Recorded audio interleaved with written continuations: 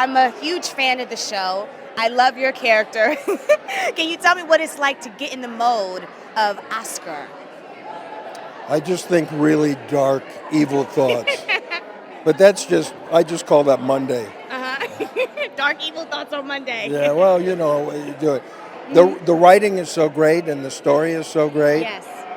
And everything about it, that it really is, it's fun to play somebody that's got that side to them, because everybody's got it, but most people Yes. try and hide it. Yes, you're absolutely right. And one thing I love is the chemistry that everyone has on the set. What is something that you love about all your castmates? They're all incredibly talented, but they're all wonderful, really exciting, people. And the pros like Dean and Kimberly, they've been there, and then to be around the new, fresh, young talent, and from the very beginning, from the pilot episode, it really kind of revived feelings in me of seeing myself when I was at that stage in my career, and it truly makes it exciting, and it's passionate, and you want to get in there and play. You want to get in there and tangle with each one of them, and then there's so much laughter and fun and joy, and even through the parts that have the tears and the pain. Once the scene is over, it's like stuff with my son in the show, which a lot of it is so dark and painful and hard to do, where we kind of have to kind of stay apart, and then after it's over, I mean, he's just an amazing young man. Brent's great, so it's nice to have that afterwards. It's like, wow, I'm glad that, I'd love to do it again, but I'm glad that's over. Yes. I love it. And then also, I mean, you have a successful career. At what specific moment did you have where you were like, oh my gosh, I made it? I'll let you know when it happens. I'm not there, because there's so much that I want to do, and it's a process. I mean, I've never been in that position. I've been on successful shows, being on the 70s show, but it wasn't like my show. It wasn't.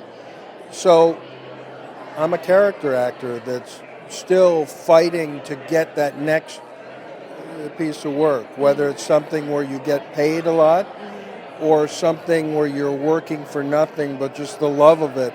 I still love being creative. I still love being an actor, and that's the thing that keeps me going. So I haven't made it yet, but I'll let you know. I hope to make it soon. I think he's already made it. That's what I think, And you're my favorite person ever. Aw, thank you. You're my favorite person ever, too. There you go. And one more question. Growing up, was there somebody that you looked up to as far as acting that really kind of made you have an interest to be an actor? It was between Al Pacino and Dustin Hoffman. And, the work that I saw from them, Dustin in Midnight Cowboy, and where it was like a real turn, and then Pacino, even before, from The Godfather, and then Serpico was one of my favorite movies, and just to see them get in there and battle like that, and Gene Hackman, I mean, it goes on and on. It's like they changed the landscape for character actors, where acting was leading. It wasn't just the matinee idol. It was actors that really were getting a chance to play characters. So those were some of mine. Those are great. Those are great people to look up to. And for the audience, tell them why they need to tune into season 3. If you love season 1 and season 2, and even if you didn't, you should watch, because there's going to be a binge fiesta coming up where you can catch up.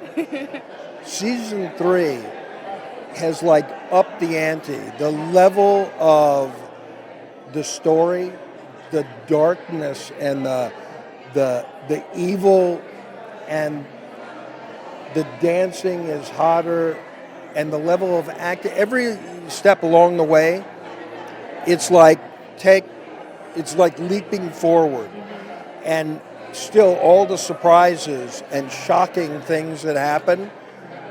But it's like it's grown up, and it's hit its stride, and look the hell out. Yeah. You heard it here first. Tune in to season 3. Yeah, because I know where you live.